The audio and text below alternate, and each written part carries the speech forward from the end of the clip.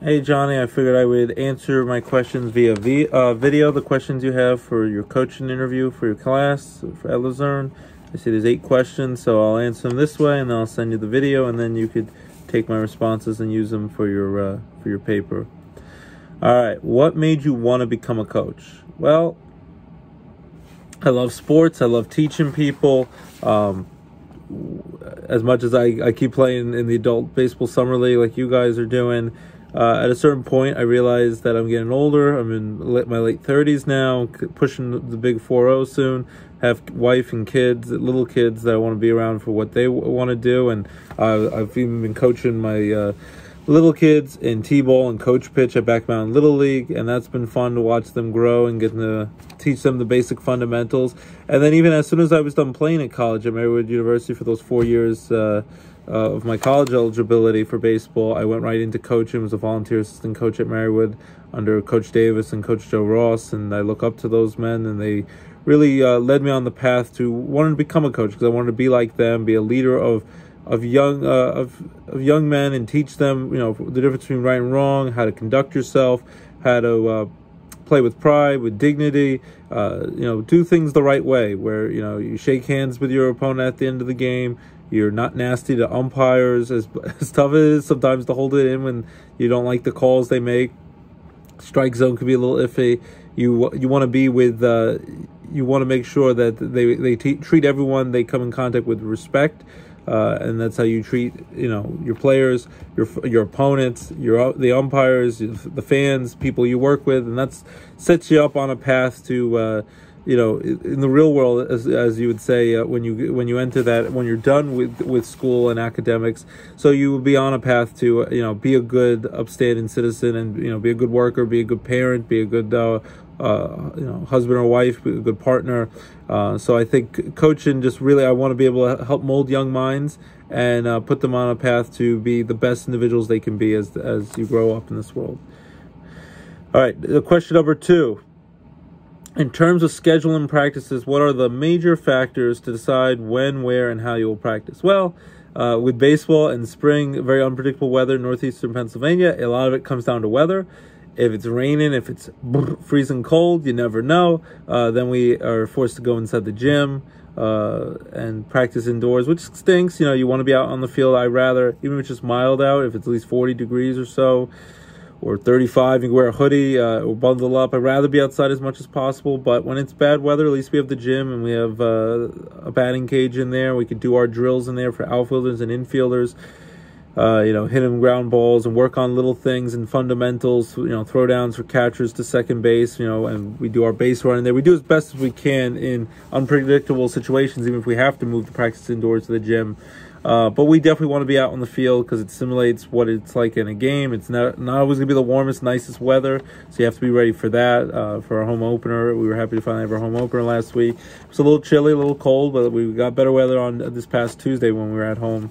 But you never know from one day to the next. So I'd say weather is a big key, especially for baseball, of where and when we will practice. Also, the players' availability. Sometimes you got to work around and communicate well with your players. You got to work, and they need to reciprocate that, and communicate with you well. You got to let you know what their class schedule is like, what their work schedule is like. It's a tall order because sometimes you only will get 3 or 4 guys at a practice, and they consistently come all the time. But other people, they haven't been able to work out their work schedule as well, or their class schedule, and I work with them as much as possible. If you can come for a little bit before work, or come for a little bit before you have to leave for class, as much as you can be there. We'd love for you to do that. We don't want you to have to miss class. We want you to be a good student athlete. Go to school, get grades, work. You'd be great. Some guys are really good. I give them the practice schedule and the game schedule well in advance, and they're able to work out their schedule so they don't have to miss much. Other guys, it's more of a challenge, and they, at the last minute, they can't be somewhere. Even more frustrating times for games, but never mind practices with their work schedules. But I get you have to work, you have to make money. College, it costs money, and you need money for your car, for gas, which is always going up in price. So I try to respect the needs of my players as much as I want the guys to be out there working. So working on the field and getting better at baseball. So, we try to balance. Key is communicate, work between practice and between work and class schedules for them. Also, sometimes with me, sometimes I have to work around certain days that I can't be there, or certain times, I father of 2 little kids. If my daughter has dance class, or my son has speech class, or vocal lessons, or certain things they have, play practice, you got to work around that as best as possible. I try to, once I set the schedule, unless an emergency happens, I try to make myself available. Even if there's 3 or 4 people, a small group at practice, I want to be there because, I have to be the leader. I set those practices, and I need to lead by example. So we just try to work on all the different factors and come with a fair schedule. Also, if they practice for too many days, give them a day of rest, so don't wear people's arms out and their bodies as they're during the nitty-gritty part of the baseball season. The arms get tired, they get sore. We want to avoid injuries. So there's lots of factors when it comes to schedule and practices. Question number 3: what are your training and coaching philosophies? Training and coaching philosophies. I want guys to work hard, practice and play like you would, at times like your hair is on fire. Like, you give maximum effort. No matter how different, some people are way better at the game. They can hit better, they can field better, they can run better. But it never costs you anything to hustle. And that's what, Derek Jeter used to always say. I love a Yankee fan. I loved Derek Jeter growing up. Captain of the Yankees. You got to hustle at every play. You got to, lead by example for, the younger players, or if you know something and you could, help your fellow teammate out in a constructive way. We're not talking down to them. So it's training and coaching. I just want the guys to play hard, work hard. I want them to have fun out there because it's still a kid's game. We take it seriously. We want to win. We want to compete in every game, but I want them to have fun out there, and I think they'll play better if they're sometimes more laid back and loose, when they're not, gripping the bat super tight or nervous if the ball comes to them. Hitting is my philosophy, especially with baseball coaching. Hitting is the toughest thing to do in all of sports. The cliche, as they said, is you get out 7 out of 10 times, you're batting 300, and you're a Hall of Fame baseball player in baseball. Very few sports or things in life you can get wrong 7 out of 10 times and still be a great success and be, people applaud you for it. Usually you'd be out of a job, fired, and people would ridicule you for it. But baseball is so hard to hit a ball consistently. And I tell the guys that to not lose their patience, keep their cool, keep their heads up when things are going bad. Some of the pitchers we're facing are throwing really hard at the junior college level, and they're ready, and some of them have things lined up to go Division I or be draft prospects to go in the pros. And you never know who you're going to face. So we work on the fundamentals. We want to make sure we get our defense down, cut down on errors. So we do a lot of defensive practice, infield, outfield practice. We have the pitchers throw bullpens, sometimes just to a catcher, sometimes throwing live batting practice so the hitters can see what live pitching's like, and the pitcher can measure up how they're throwing against an actual hitter and keep them sharp. So I'm a big proponent of live BP for both the pitcher and the hitters. We do our base running fundamentals. We work on that so we know what we're doing. Tagging up from third base to home on a sac fly, moving runners along, first to third, second to home, take a good secondary lead, things like that. So we try to work on as much of the fundamentals as we possibly can, and we work on our stealing bases and punting and every little thing we can imagine we work on. So come game time, we're ready to go. Even pickoff throws, some of the people still pick off a throw to first base. We work on that. So my training and coach philosophy is be ready for anything that's possible that can happen in a game. We practice that throughout the week. We even have this new pitching machine that we have on the field, so the guys can see harder pitching, and we could also see even harder ground balls and fly balls. So we try to get ourselves as ready as possible throughout the week so we could be as best as we can come game day. Number 4, how do you help your players from getting injured? Well, as I said earlier, when we're scheduling practices, one of the things you help avoid getting injured and keeping them healthy throughout a long baseball season between practices and games and the months of a grind it is a baseball season. You have to communicate. Number 1, the player has to be honest with me, not be afraid to come to talk to me or Coach Nick, our assistant coach. Tell me what's going on in their bodies. If something's sore, if something's hurt, if something's tore, there's like a cut on the hand. something that, they need to notify me if it happened at home, happened training for baseball, happened at their part-time job at work. Just, they need to communicate with me, and that's what I expect. Be honest with me as much as possible. I know the competitor in you wants to play through injuries, and we don't have a ton of guys on our active roster, so we have to sometimes play through some nicks and bruises and some soreness, and that's understandable.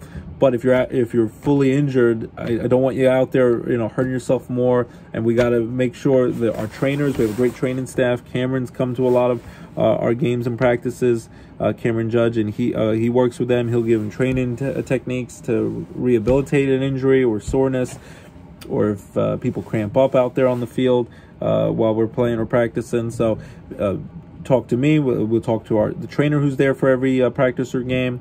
And we just have to have an open dialogue throughout, so we can avoid injury as much as possible. If you have to sit for a day, if you have to just maybe catch the ball or just hit instead of field, or not throw for a day to give your arm rest, let me know. We'll ice. We'll do something where you can have a couple of days to recover. Some of the pitchers I know really need days to recover after throwing lots of pitches. Some of them throwing over 100 pitches during a game. And then also giving them days off during the week, not a ton, but give them like 1-2 days off during the week where we won't have a practice, and the guys can go to either the trainer, or they can do like their own workout, at the gym, or kind of do plyos and aerobics and things to stay ready, but also avoid injury and not have day after day of practice and a chance to increase the soreness. They have some time to rest and recover, so that's key. So a day off during the week, day or two off is essential as well. So we work around our practice schedules, we communicate, and we try to avoid any nagging little injury turning something more serious.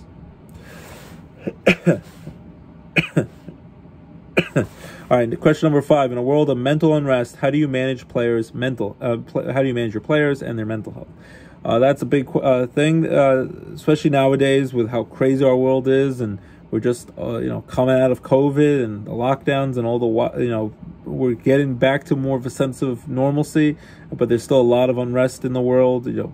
Politics, we try to stay out of that, but in the world around us, between what's going on around the world with wars and things you see on TV and the internet, and social media, that's big too. Whether it be TikTok, Instagram, Facebook, Twitter, all that stuff. There's a lot of stuff going on, and there's cyberbullying going on that people still have to worry about. I know a lot of that's when you're younger in high school, but there's so many things that when I was a kid, or I feel like the old man here, or even in college, playing college ball, that we didn't have to deal with. There wasn't really any social media at the time. It was in its infancy stages, and when you get home, even if someone was being mean to you, you can kind of just stay away from them. And now some people could bother you all the time, so we discuss that.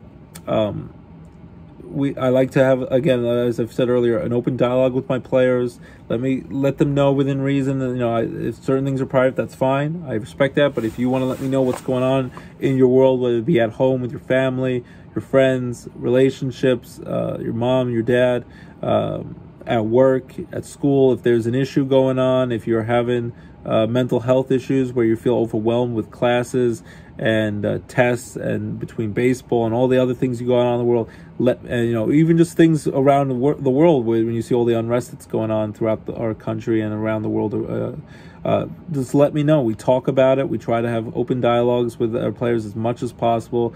My door is always open. I'm always willing and happy to talk with my guys. And hopefully that helps, just talking and being very therapeutic to get things off your chest and to let me know what's going on in your world. And I try to relate to them as much as possible. I know their experience is different than mine and different than any other player or a person that you run into. Everyone has their own unique experience, but if I see something that's common that I can relate to, or someone that I've coached or played with has dealt with in the past, I try to bring that up and say, we dealt with similar situation, and I know what it's like. I was a student athlete just like you. I know feeling overwhelmed, doing college radio, doing the school newspaper, playing baseball, doing TV for the college, and doing all these things, having a part-time job throughout my entire time going to school, and all the other stuff, feeling insecure sometimes, just whether it be at home or relationships and everything at such a young age, when you're a young adult and you have so much pressure and expectations and things that are going on in your world, and when you sometimes are only 18, 19 years old. It's very overwhelming coming right out of high school into college with all these different pressures. So it's important to respect mental health and respect each individual and their unique experience, and talk to them as much as possible. If they feel more comfortable talking with our captains, one of our fellow players, that might even be better sometimes. Because they could be going through similar situations, and some of them, one of our captains is a little bit older. He's already just hit 30, and he can maybe have a different perspective and different adult experience that he's lived more of a life so far, and he can talk with them and maybe give them words of wisdom as a fellow teammate on and off the field, so that can help as well. All right, question number 6: how do you handle public relations within the community and your school? I try, as you can see from this, I talk a lot. It helps that I went to college for communication arts and broadcasting and radio and TV and newspaper at Marywood. So I definitely respect the job of PR and talking and get stories out. And I still do that stuff on the side. Besides coaching baseball here at Luzerne, I still work for Times Leader newspaper, a freelance sports writer, covering a lot of high school football games. They love their high school football here in NEPA, and other sports I cover, and also Penn State Scranton in Dunmore, Pennsylvania. I help out covering sporting events there, especially basketball season, at the scorers table, and write up stories and interview people. So I'm definitely still part of that world, and I definitely respect the job of the media. And so as a coach, I'm always open when our PR team at Luzerne wants to interview me, or get our players to be interviewed, or take publicity shots, like photos of us on the field, like we did the other day. We took team pictures, individual shots. Great photographer on campus did that. I think his name's Mark James. I'm more than happy, especially we're a new baseball team being brought back our program after 5 years of no sports after COVID. So we're trying to get the word out, get people to know the kids around the campus, get them excited, have the word out for future kids, whether it be in high school, so they can know about the program when I'm recruiting, to get them to come join Luzerne and play baseball here, be a student athlete at this great college, or even people who are already on campus and didn't know we had a baseball team. Getting the word out is key. It's important. So anytime they ask for an interview, I'm more than happy to talk about it, promote the team. We'll take pictures, we'll promote it, and so we're doing everything as much as possible to kind of hype up the team and promote them in a respectful, positive manner. And I tell the players that they need to, they're wearing Luzerne baseball stuff, they have to wear that with pride and make sure they don't do anything foolish that's going to get themselves or our school in trouble or embarrass us. So we have to do things the right way here, and that's how we want to bring back our baseball program. So public relations for the community in our school, that's key, that's important. We're getting good crowds so far to come out to our home games, and President O'Leary, our president of our school, President Leary, came out, and that was great to see him supporting us. So I think we're doing a good job with that, and we're getting a positive word out about our baseball program. Question number 7: how do you comply with governing bodies such as leagues, or in your case, the NCAA, dealing with eligibility requirements and so forth? Well, I rely a lot on our athletics department. Teddy and Tyler, our athletic director, they do a great job, and I talk to them as much as possible, whether it be in person, phone calls, texts, emails, just to figure out what the eligibility requirements are. We want to do everything above board. We don't want to we're not going to cheat our way to the top athletically by putting anyone. Well, if there's anything a question, if a guy is eligible or not, we will err on the side of caution, and we will not play them until we have official green light from our league saying that that player is good to go. So I don't want to cut corners. We want to do things the right way. We don't want to put our program in a bad light or hurt us or get sanctions or be banned for a while and take penalties like that. It's not worth doing. We have to do things the right way. Just like I tell the guys, everything in life, you try to do it the right way, so you set yourselves up for the future, and you don't take you don't look for shortcuts. You don't look for the mercy rule to take pressure off you. As great as it might seem to just let anyone play, but we have to make sure that they're academically, that they have taken enough credits, their grades are good, that they've done all their background paperwork, they've taken the physical that they needed, that needs to be on file, and any paperwork that needs to be done, we make sure that's done before they ever take the field. So Tyler and Teddy, they have a lot of experience with that. They know a lot of the rules. I have some background with that from my other places I've been at, coaching and being and other schools. But I talk to them a lot. I rely on them. They do a great job, and we work it out. And before we get the kids on the field, we make sure that they're ready to go. So we comply with all the rules for our league, and we make sure we're doing everything above board. Last question, question number 8. What league... last question is, what legacy do you want to leave as a coach?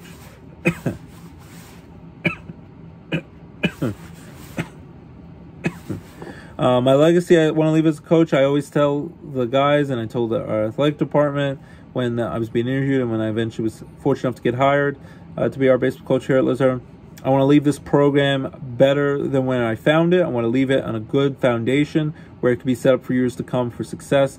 And it's not always just tangible wins. You want to definitely have the wins and be successful on and off the field, but it's also to set these kids up for life, that they learn responsibility and discipline and be accountable for one another, for their fellow teammates. They know that they're representing themselves, the school, their friends and family out there, and they do that with pride and dignity and integrity. So I want to make sure I leave a lasting legacy of people doing things the right way. Our players, they get better on the field. They play better from all the hard work that we are all doing for practicing and getting ready for these games. But also that they're good people, that they're ready to get into the workforce, do a great job of that. They could be good partners one day in their future relationships. They could be good parents one day if they are fortunate enough to be parents. That they could be good family men, be good upstanding citizens in our community, and help people out and volunteer and take care of one another. That's key. So we want to help raise players to become good adults and be good members of our community and society. So that's key. So if I have a legacy, even if the guy, hopefully some guys are great baseball players, maybe one day make it pro or go to a 4-year school and continue being amazing baseball players. That's awesome. That'd be a cool legacy. But I also want them, I'll be excited to keep in contact with them even when they're done playing here and they're done with their eligibility, and when they leave to go to other places and go to work. It'd be great to hear when they get promotion at work, when they're making, they are earning a good wage, they have, they get married, when they do all those cool milestones, they become a dad. I hope that's part of the legacy. I hope that they just become good people, good adults, and hopefully good lives that help and enrich people throughout and the next generation, and pay it forward to the next set of kids who then become teenagers and adults, and we make sure we have a good society. So that's the legacy I want to leave, is making sure that these players are good young adults, they do things the right way, and along the way, make sure they're doing well in school, set themselves up for their future, for their careers, but also set them, and then along the way, if we could set ourselves up to get better and better and keep working and keep coaching and playing hard, and we could compete and win some games, that's also great as well. But definitely leave this program in a positive light, and then when someone eventually takes over, when your time's up from coaching, someone can then pay it forward and get the next group of kids ready to go, and we can make this a sustainable program for years and years to come, and definitely build a foundation that will work for many years for Luzerne baseball success on and off the field for our players. All right, that's our 8 questions for you, and thanks for the opportunity and for asking me to do this interview. I appreciate it. I hope you do well on your assignment, Johnny, and keep working hard. You're doing a great job.